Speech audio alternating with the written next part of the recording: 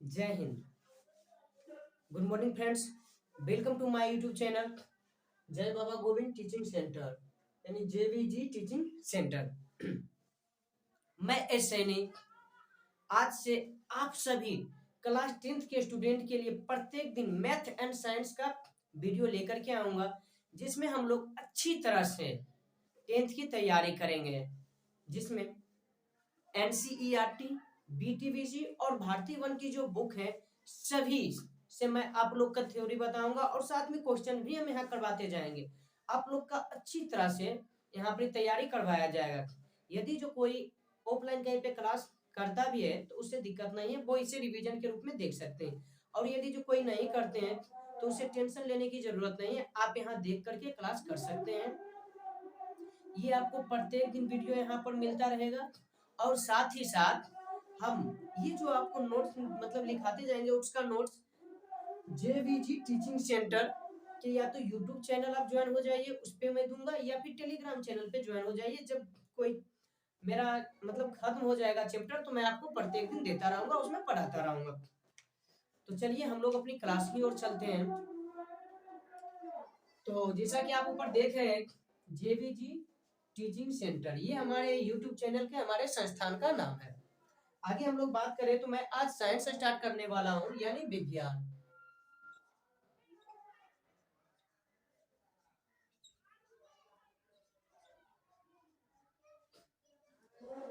अगर हम देखें साइंस के बारे में कुछ, तो साइंस को दो भागों में बांट दिया गया है। एक है भौतिक विज्ञान,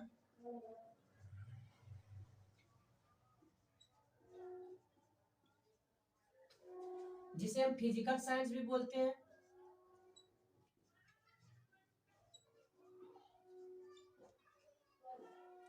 और दूसरा है हमारा जीव विज्ञान,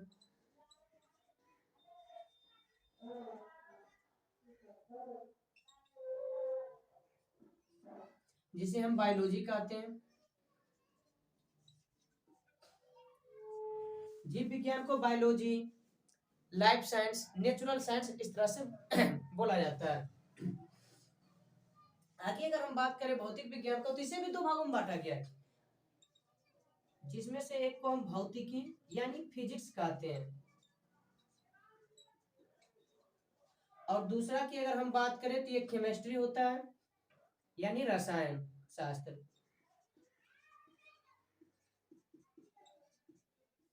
यानी केमिस्ट्री।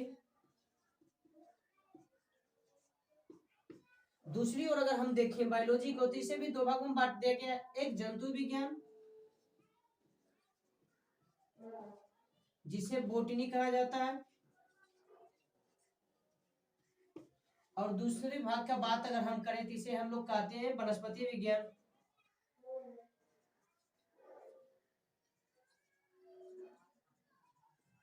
यानी जिसे जूलॉजी कहा जाता है।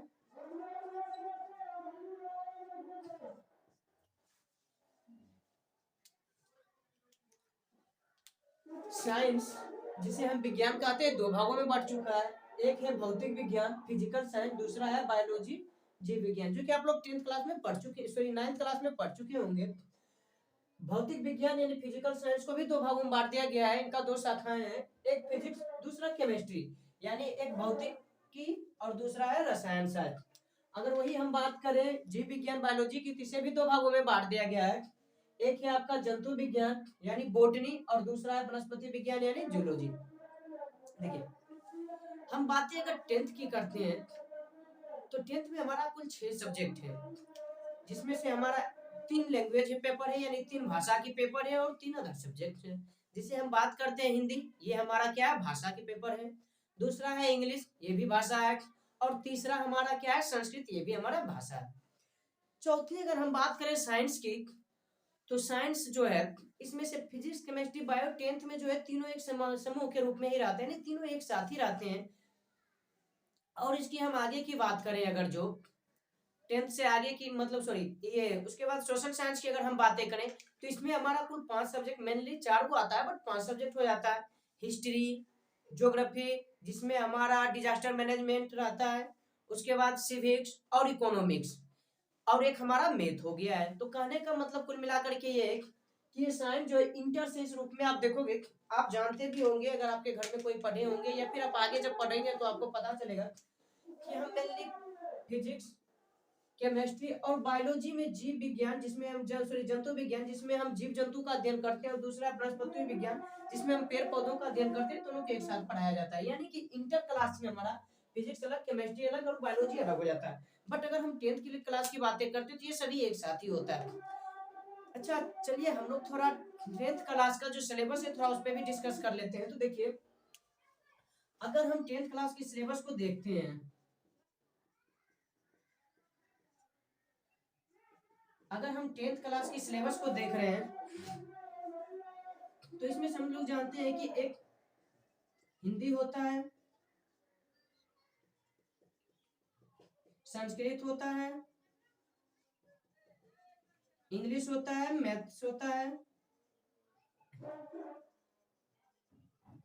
मैथमेटिक्स जिसे हम बोलते हैं, और ये हमारा साइंस होता है, सोशल साइंस होता है,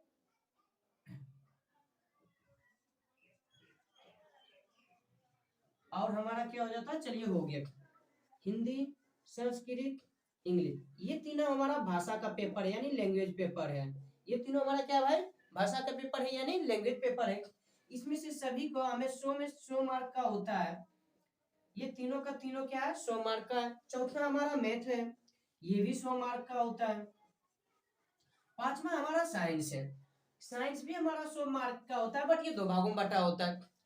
20 नंबर इसका प्रैक्टिकल पेपर होता है और 80 नंबर इसका थ्योरेटिकल पेपर होता है। यानी कि हम जो तैयारी आपको करवाएंगे 80 नंबर का करवाएंगे। अच्छा ये फिजिक्स, केमिस्ट्री और बायो तीनों रूपों में बटा हुआ होता है। पेपर में आपको वहां दिया हुआ रहेगा फिजिक्स का चैप्टर का है, केमिस्ट्री का है, बायोलॉजी का है, लेकिन सभी एक ही पेपर में आएगा। इसीलिए हम लोग, और एनसीईआरटी भी क्या है, एक ही बुक बस इसके लिए निकालता है। तो हम लोग क्या करेंगे, क्योंकि हम पहले ही बता चुके हैं एनसीईआरटी, बीटीबीसी और भारतीय वन को भी फॉलो करेंगे, तो भारतीय वन तीनों अलग अलग पेपर आता है, बट हम क्या करेंगे इसका तीनों का अलग अलग अध्ययन करेंगे, लेकिन एनसीईआरटी के मद्देनजर रखते हुए ही हम लोग करेंगे। उसके बाद अगर सोशल साइंस की बात करें तो ये सेम, ये भी होता है, दो भागों में बट जाता है, एक 80 नंबर थ्योरेटिकल और 20 नंबर इसका क्या होता है भाई, प्रैक्टिकल पेपर हो जाता है। तो इस तरह से हमारा होता है। अच्छा ये भी देख लीजिए, हमें पास करने के लिए हर एक सब्जेक्ट का 30% लाना पड़ता है। यानी अगर हम बातें करें तो 100 में पास करने के लिए भाई, केवल पास करने की मैं बातें बता रहा हूँ, तो 30 नंबर लाना अनिवार्य है। ये भी हिंदी की बात की थे, संस्कृत का भी वही है, 100 में से 30 नंबर लाना अनिवार्य है। इंग्लिश की बातें कर रहे तो 30 नंबर लाना अनिवार्य है।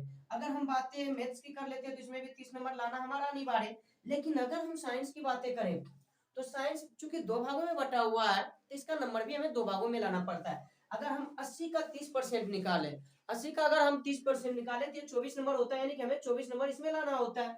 और सेम 20 नंबर का, 20 का अगर 30% निकालें तो 6 नंबर हो जाता है, जो कि हमें इसमें 6 नंबर लाना रहता है। सेम इसमें भी वही कहानी, 24 नंबर इस लाना है और यहाँ 6 नंबर लाना है। यानी इस तरह से अगर हम लाते हैं तो हम पास हो जाते हैं। कहने का मतलब मेरा यह है कि पास होने के लिए आपको 30% कम से कम मार्क्स होना चाहिए, वो भी सभी में, सभी सब्जेक्ट में 30% होना चाहिए। सेकेंड आने के लिए आपको 45% मार्क चाहिए, लेकिन इसमें भी सेम कंडीशन है कि सभी में कम से कम 30 नंबर आना चाहिए भाई, 30% सभी का होना चाहिए, क्योंकि 30 से कम जैसा ही हो गया आप कितना नंबर लेके आओ आप fail कहलाओगे।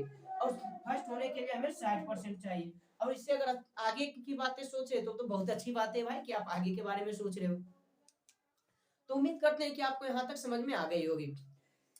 Hindi, Sanskrit, English, mathematics जिसे हम गणित बोलते हैं, शॉर्ट में इसे मैथ्स भी बोलते हैं, साइंस जिसे हम विज्ञान कहते हैं, सोशल साइंस यानी कि सामाजिक विज्ञान, सॉरी सोशल साइंस मतलब सामाजिक विज्ञान जो कि हमारा हो जाता है। तो उम्मीद करते हैं कि चीजें आपको इस तरह से समझ में आया होगा। यहाँ पर देते तो ये सभी सेम हो जाएगी, लेकिन हम लोग क्या करेंगे, फिजिक्स, केमिस्ट्री और बायोलॉजी ये तीनों को पढ़ेंगे, जिसमें हम आज आपको फिजिक्स से स्टार्ट करने वाले हैं। यानी कि मैं आज जो स्टार्ट करने जा रहा हूँ वो फिजिक्स चैप्टर से स्टार्ट होगा। तो चलिए हम लोग फिजिक्स में क्या क्या पढ़ना है वो देख लेते हैं अब आगे।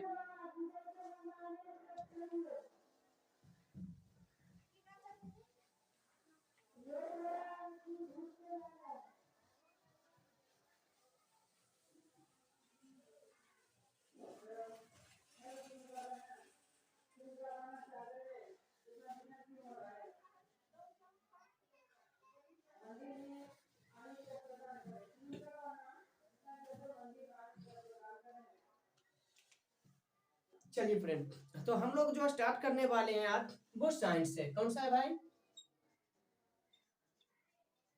यानी विज्ञान। वो भी विज्ञान का कौन सा? तो विज्ञान में हम करने वाले हैं फिजिक्स, यानी भौतिकी। हम लोग आज जो स्टार्ट करने वाले हैं वो क्या स्टार्ट करने वाले हैं? भौतिकी। तो आइए हम लोग देखते हैं। तो देखिए भाई, भौतिकी में अगर हम एनसीईआरटी की बातें करें तो जो हमारा है वो 6 सब्जेक्ट पढ़ना है। यानी भौतिकी की हम बातें कर रहे हैं तो उसमें हमें कितना पढ़ना है भाई? कुल मिलाकर के भौतिक, मैं फिर से कहता हूँ, एनसीईआरटी में हमारा केमिस्ट्री दिया हुआ रहता है, भौतिकी दिया हुआ रहता है, यानी कि रसायन शास्त्र दिया हुआ है, भौतिकी और जीव विज्ञान तीनों एक ही साथ दिया हुआ है। लेकिन हम अलग अलग करके पढ़ेंगे। तो हम लोग आज जो पढ़ने वाले हैं वो फिजिक्स पढ़ने वाले हैं। तो चलिए हम पहले ये देख लेते हैं कि हमें फिजिक्स में पढ़ना है तो आखिर क्या क्या पढ़ना है। हम फिजिक्स स्टार्ट करने वाले तो हैं, लेकिन हमें पहले ये तो पता चल ले जाए कि जो फिजिक्स में मैंने बोला कि 6 मतलब चैप्टर हमें पढ़ने, वो 6 चैप्टर है क्या? वो 6 चैप्टर जो है वो 6 चैप्टर का नाम क्या है? तो हम चलिए पहले इसका नाम ही लिख लेते हैं, नाम जान लेते हैं। तो हम जो फिजिक्स में पहला पढ़ने वाले हैं वो है प्रकाश का परावर्तन। जो हम पहला चैप्टर फिजिक्स में पढ़ने वाले हैं वो क्या है? प्रकाश का परावर्तन।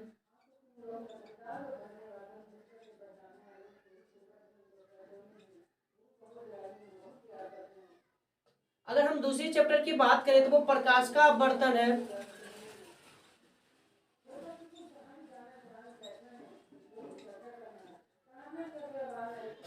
अगर हम एनसीईआरटी की बातें करें, बीटीबीसी की बातें करें तो ये दोनों आपको एक साथ दिया गया है, यानी सीधे प्रकाश का परावर्तन एवं अपवर्तन दोनों को एक ही चैप्टर में दिया गया। बट हमें क्या है, डिटेल एनालिसिस करना है, यानी अच्छी तरह से पढ़ना, ताकि हमारा सब्जेक्टिव तो ठीक से पार हो जाए, ऑब्जेक्टिव भी। यानी कि मेरा कहने का ये अर्थ हुआ कि सब्जेक्टिव तो हम अच्छे कर सकें, साथ ही ऑब्जेक्टिव भी हमसे एक भी ऑब्जेक्टिव ना छूटे। उसके लिए जरूरी है कि हम दोनों को डिटेल्स में पढ़ेंगे। तीसरा हमारा क्या है? मानव नेत्र।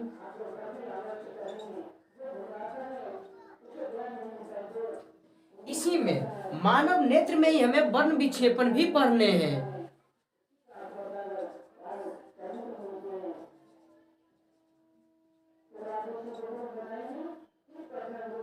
मैंने क्या कहा, मेरा जो तीसरा चैप्टर है वो मानव नेत्र है, और मानव नेत्र में ही हमें वर्ण विक्षेपण भी पढ़ने हैं। और साथ ही साथ, यानी कहने का मतलब मानव नेत्र, वर्ण विक्षेपण, और इसके साथ जो हमें पढ़ने हैं वो क्या है? वायुमंडलीय वर्तन भी हमें पढ़ना है, यानी वायुमंडल में जो हमारे घटनाएं घटने वाले हैं। तो इसके साथ ही हम क्या पढ़ने वाले हैं भाई?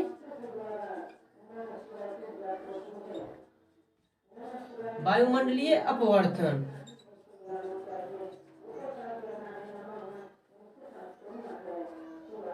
चौथा की अगर हम बात करें तो हम विद्युत धारा पढ़ने वाले हैं, विद्युत धारा। और पांचवा, विद्युत धारा के चुंबकीय प्रभाव।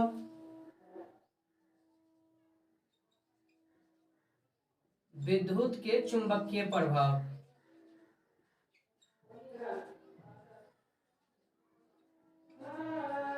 और छठा हमारा है ऊर्जा के स्रोत। ऊर्जा के स्रोत, यानी कुल मिलाकर के हम जो साइंस का में जो फिजिक्स को स्टार्ट करने वाले हैं, इसमें ये 6 चैप्टर्स को हम लोग देखने वाले हैं। भाई कौन कौन सा 6 चैप्टर है, चलिए देख लेते हैं एक बार। आइए देखते हैं 6 चैप्टर में हमें क्या क्या पढ़ना है। पहला पढ़ना है प्रकाश का परावर्तन, यानी प्रकाश परावर्तन किस प्रकार से कर रहा है। सिंपल से ये समझ लीजिए कि प्रकाश का परावर्तन में हमें क्या पढ़ना है कि जो भी घटनाएं होगी वो केवल और केवल एक ही माध्यम में होगी। यानी अगर हम बातें वायु की कर रहे हैं तो वायु में ही होगी, अगर हम बात जल की कर रहे हैं तो जल में ही होगी। अगर दूसरा की बात हम क्या करें भाई, प्रकाश का अपवर्तन, इसमें प्रकाश को ही पढ़ेंगे। बट इसमें हम क्या पढ़ेंगे कि जो भी हमारे घटनाएं घटेगी, जो भी हमें बातें देखने को मिलेगा वो 2 माध्यम कम से कम होगा। यानी सिंपल सी मैटर ये है भाई कि इसमें पारदर्शक माध्यम का बातें हम कर रहे हैं, जिससे कि प्रकाश क्या होगा, आर पार हो जाएगी।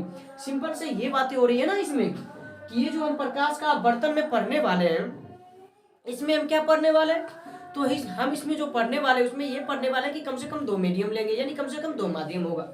अगला अगर हम बातें करें मानव नेत्र की, तो हम बातें करने वाले कि जो ये हमारा मानव नेत्र है ना, यानी मानव का जो ये नेत्र है उसके बारे में अध्ययन करेंगे। साथ ही साथ इसी में हम देखेंगे वर्ण विक्षेपण। वर्ण विक्षेपण कहने का मतलब भाई, वर्ण मतलब रंग होता है, बस इतना जान लो कि वर्ण मतलब क्या होता है, रंग। बाकी हम उसमें डिटेल पढ़ेंगे ना भाई। वर्ण मतलब क्या होता है, रंग होता है। तो यानी रंग किस प्रकार विक्षेपित हो रही हम ये देखेंगे। साथ ही साथ हम क्या देखेंगे कि किस प्रकार से इंद्रधनुष का निर्माण हो रहा है, हम सभी ये वर्ण विक्षेपण में ही देखेंगे। यानी कहने का मतलब क्या होता है कि जब वर्षा होता है देखते हैं हम लोग कितना आश्चर्य से जाते हैं देखने के लिए कि यार कहीं इंद्रधनुष तो नहीं हुआ है, वो देखने जाते हैं। साथ ही जब होली यार आता है तो देखते हैं आप लोग क्या करते हैं, 2-3 रंग को मिला लेते हैं और कहते हैं देखो नया रंग बन गया, देखने का रंग बन गया। यानी कहने का मतलब क्या है कि न्यू रंग के बारे में जो होता है, तो सिंपल सा मैटर ये है ना कि हम सभी इसी में देखेंगे। और हमारा वायुमंडलीय बर्तन, यानी वायुमंडल में जो अपवर्तन होता है, जिसमें आप लोग रात को देखते होंगे, सोते होंगे, तो कभी कभी लगता है ना तारे टिमटिमा रहा है। टिमटिमाने मतलब कभी दिख रहा है, कभी नहीं दिख रहा, कभी दिख रहा, कभी नहीं दिख रहा। इस तरह से हमें ये चीजें देखने को मिलते हैं। यानी कि हम इसमें जो पढ़ने वाले वो किस में पढ़ने वाले हैं, सब वायुमंडलीय बर्तन में। उसके बाद विद्युत धारा की बात करते हैं, जैसे कि हमारे घर में बिजली से लाइन आता है, बिजली आग लो, बिजली आग लो, इस तरह की चीजें। सॉरी, देख देख देख बिजली आग लाओ, इस तरह से हम लोग जो बोलते हैं उसको किसमें पढ़ने वाले, विद्युत धारा में पढ़ने वाले। जिसे हम लाइन भी बोलते हैं कि देखो कर लाइन खराब हो गया, इस तरह की जो बातें करते हैं। और साथ ही साथ हम लोग उसमें विद्युत धारा कारण जो चुंबकीय प्रभाव उत्पन्न होता है, जो चुंबकीय गुण उसमें दिखाया जाता है, हम उस सभी का अध्ययन विद्युत धारा के चुंबकीय प्रभाव में करेंगे। और साथ ही ऊर्जा, जो ऊर्जा की कितनी जो हमारे साथ चाहे जो भी ऊर्जा हो, जीवाश्म ऊर्जा हो या नवीकरणीय ऊर्जा हो, नवीकरणीय ऊर्जा जो भी होंगे, वो सभी का अध्ययन हम कहाँ करेंगे, ऊर्जा के स्रोत में। ऊर्जा के कहाँ करेंगे, स्रोत में करेंगे। तो हमने साइंस देखा, फिजिक्स देखा, फिजिक्स के चैप्टर देखा। अब हम लोग जो स्टार्ट करने वाले हैं उसका नाम क्या है, प्रकाश का परावर्तन। तो हम लोग यहाँ तक जो था इंट्रो क्लास था हम लोग का, यानी कहने का मतलब ये है कि यहाँ तक जो हमारी क्लासें थी वो तो थी, बस एक इंट्रोडक्शन के रूप में था। अब आगे जो हम लोग देखने वाले हैं प्रकाश के परावर्तन से स्टार्ट करेंगे। तो आज के लिए यहीं तक रहने देते हैं, क्योंकि कोई भी वीडियो हम लॉन्ग नहीं करेंगे। आपके लिए हम छोटे से छोटे वीडियो सही ढंग से समझाते हुए जाएंगे। तो उम्मीद करते हैं कि जो हमने सिलेबस समझाया, जो मैंने आपको बताया, इस बात से आप संतुष्ट होंगे। क्योंकि ये मेरा पहला क्लास है, इसलिए कुछ हो सकता है कि थोड़ा त्रुटि या कुछ मतलब बोलने में लिखने में कुछ त्रुटियां आपको देखने को मिली होगी। तो थोड़ा कुछ दिनों के लिए इसे आप इग्नोर करके चलेंगे, क्योंकि आने वाले समय में मैं बेस्ट, हर चीज़ आपका बेस्ट होता जाएगा, क्योंकि मेरी भी इम्प्रूवमेंट होती रहेगी। यानी कहने का मतलब क्या है कि मेरा एक्सपीरियंस इम्प्रूव तो करता जाएगा ना आने वाली चीज़ों में, मेरे अंदर इम्प्रूवमेंट तो आपको देखने को मिलेगा ना। तो अब हम लोग इस क्लास को यहीं पे बंद करते हैं। आज के लिए इतना ही। आपने अगर पूरे क्लास देखे तो उसके लिए आपको दिल से धन्यवाद। और उम्मीद करते हैं कि आपके जितने भी दोस्त फ्रेंड्स जो भी होंगे जो 10th की तैयारी कर रहे हैं उनके पास आप शेयर करेंगे।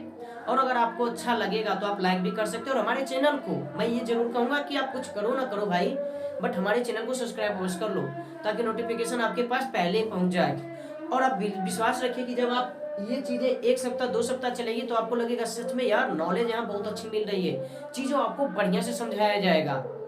चलिए, तो आज के क्लास के लिए ही धन्यवाद। जय हिंद, जय भारत।